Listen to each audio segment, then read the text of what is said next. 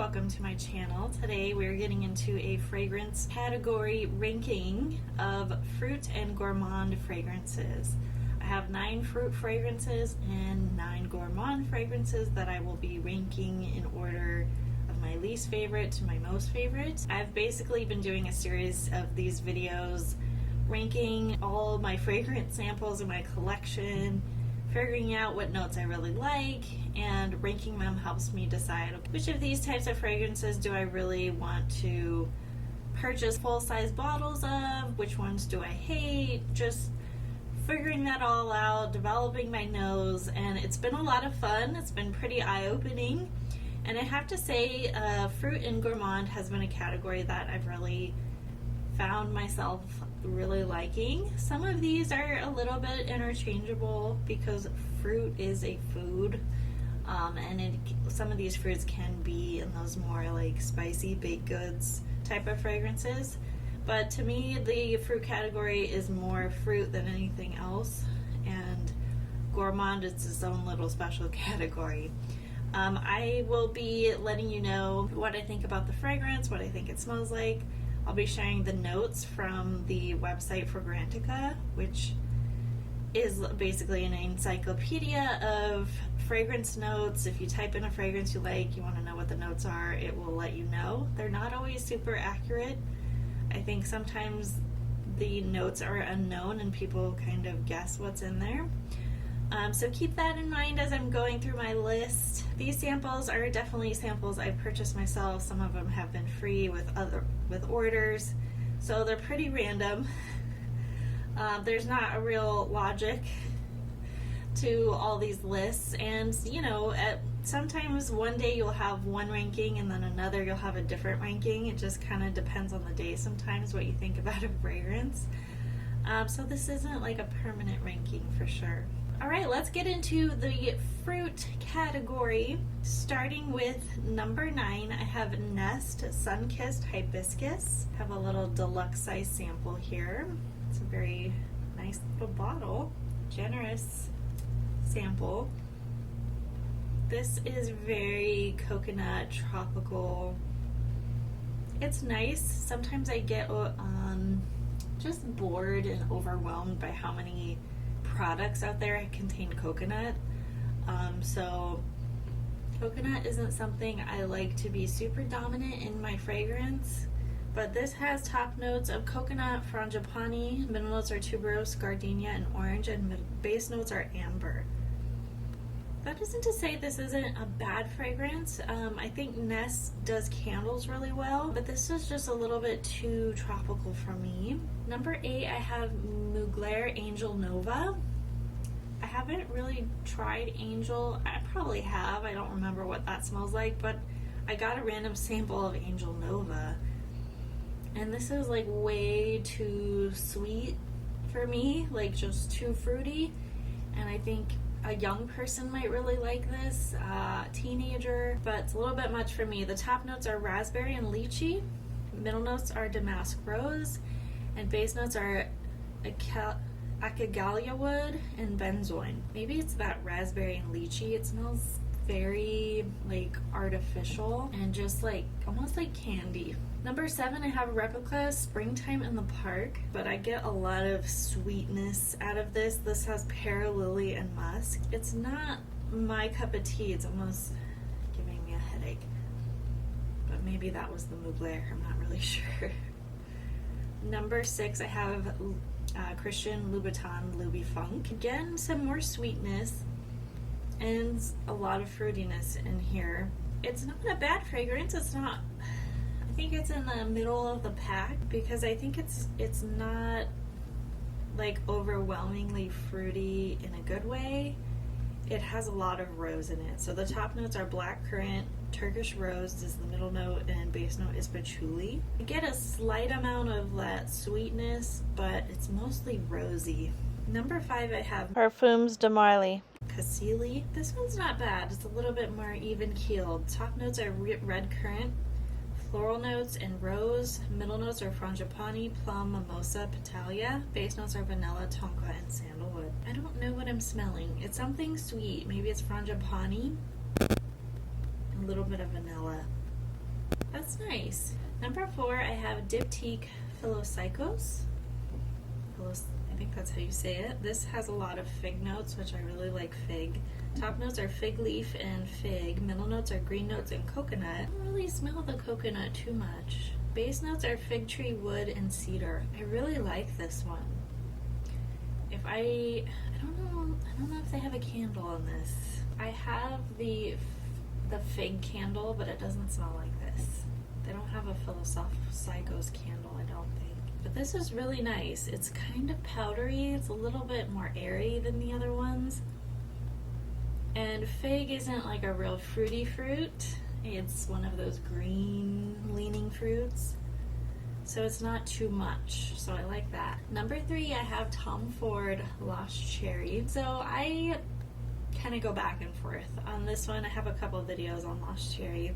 To me, there's a lot of notes in here, at least that's what Fragrantica says. But to me, this smells very much like sweet almond oil and cherry. So sweet almond cherry. If you ever tried the Jergens lotion, like a old school scented Jergens lotion, it smells just like that. And I just want it to be a little bit more complex. But I can understand the simplicity of this one and why people like it so much. I know a lot of people say it smells like a Bakewell tart. They don't have that in the US. I'm assuming it's like a little cherry pie kind of thing, which, I mean, if you like that smell, that's great. I just want it to be a little bit more of something else along with it. But, you know, I do have a travel size of it, so I like it enough. It's just, I don't know.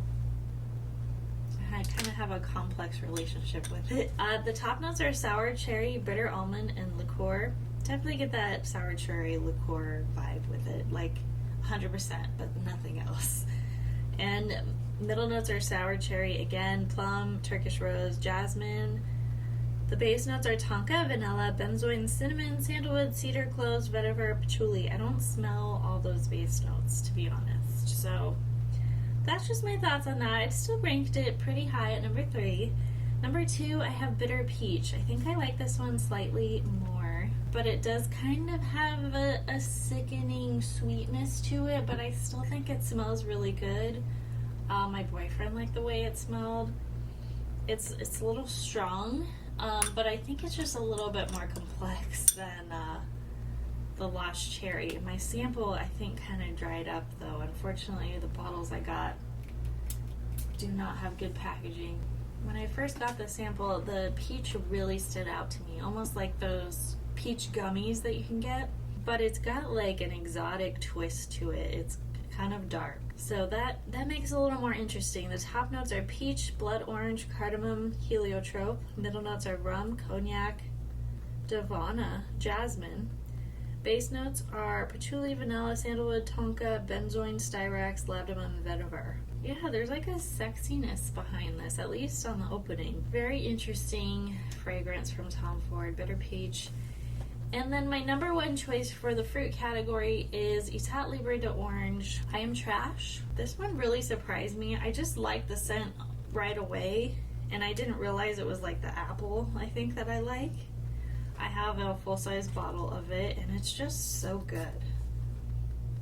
And it's nothing I really smelled before. The notes in here are apple, isoe super, acagalwood, rose, cedar, and sandalwood. There's just a sweetness about it that isn't overwhelmingly fruity, so I don't think a lot of people would necessarily put this in most of their fruit lists because it's not super appley, like the DKNY apple perfume, delicious or something like that.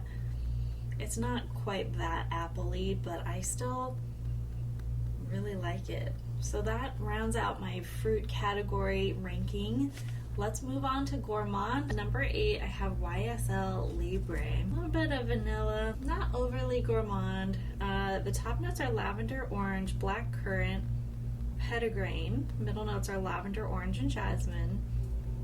Yeah, I'm getting some citrus.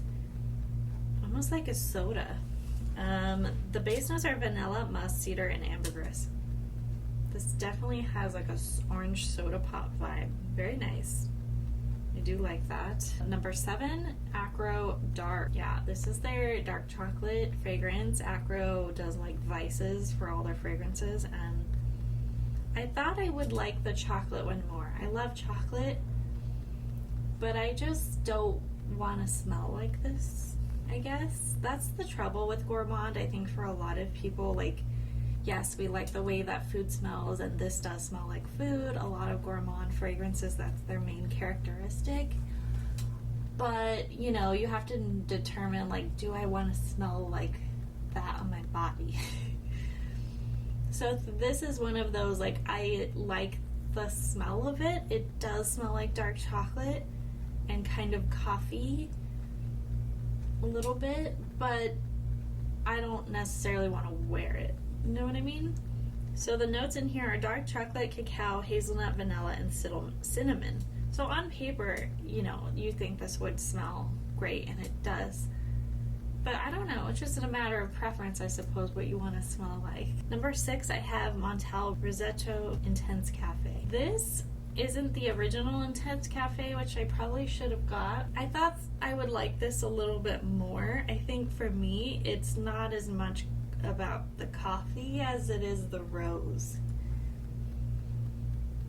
So while that's an interesting combination, not something I'm really into. The top notes are coffee, Turkish red rose. Middle notes are coffee beans, French rose, and woods. Base notes are vanilla, caramel, white musk, and amber.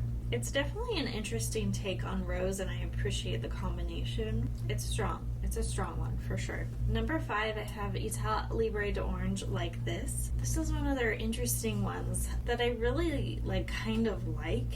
It's citrusy, sweet, like a gummy citrus candy. This has pumpkin, immortelle, which is also called yarrow, ginger, tangerine, heliotrope, vetiver, musk, neroli, and rose.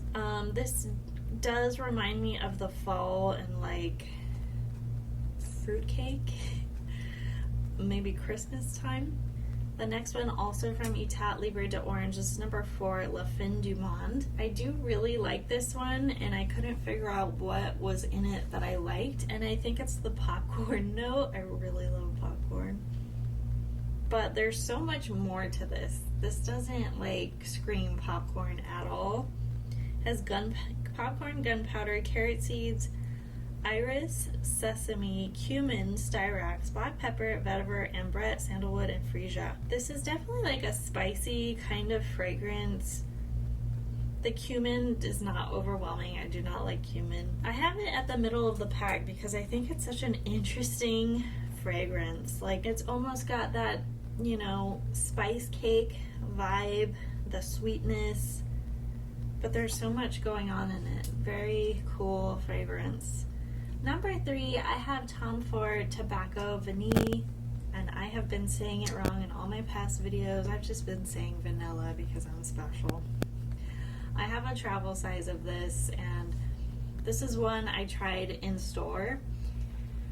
And I didn't buy it in store, but I was like, oh yeah, that's a really good one. My boyfriend agreed that he liked the way that smelled. It was strong though, and I agree, it's a strong fragrance. You either love these kinds of fragrance or you don't. I really like this one. Its top notes are tobacco leaf, spicy notes. Middle notes are vanilla, cacao, tonka bean, tobacco blossom.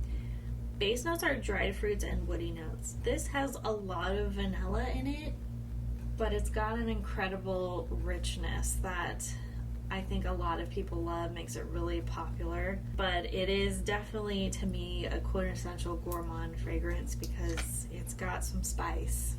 Alright, and number 2, I have Penhaligon's Changing Constance. It's so good. It's got some sweetness to it, a lot of spice. To me, this is a very wearable fragrance for a gourmand. I have the full-size bottle here. This is part of their portrait series, Penhaligons. They have different animal heads. I've tried a few other of the animal heads, but this was my favorite. The top notes are cardamom, pimento, middle notes are caramel and salt. Base notes are vanilla, cashmere, and tobacco. So you'll see some themes throughout a lot of the first fragrances, a lot of vanilla, a lot of cardamom, tobacco, caramel. The caramel in this one to me isn't like overwhelming. It's not like super sweet fragrance, but it is, you know, in that territory. Number 1, I have Akro Awake, which is a coffee fragrance and very strong coffee. Cardamom, lemon, and vetiver. I like the mixture of it. It's like coffee, but a little bit of like kind of chocolatey spiciness to it.